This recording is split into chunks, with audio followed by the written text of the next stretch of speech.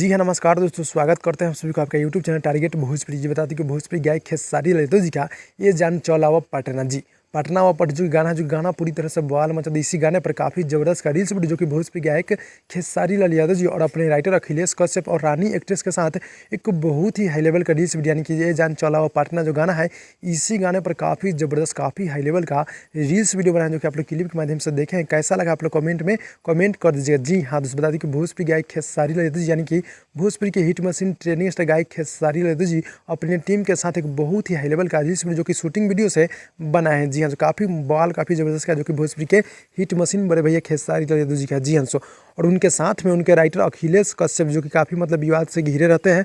अखिलेश कश्यप जो और गीत को लिखे अखिलेश कश्यप जी और अपने ही गाने पर काफ़ी ज़बरदस्त का रील्स वीडियो जो कि भोजपुरी गायक खेसारी लाल यादव जी और अखिलेश कश्यप जो रानी एक्ट्रेस और संजय भाई यानी कि सब लोग मिलकर एक बहुत ही गजब बहुत ही हाई लेवल का रील्स वीडियो बनाए हैं जो कि काफ़ी ज़बरदस्त काफ़ी बवाल का है। जी हाँ दोस्तों, तो भाई लोग कैसा लगा आप लोग कमेंट में कमेंट कर दीजिए। तो भाई लोग मिलते हैं अगली वीडियो में, तब तक के लिए धन्यवाद।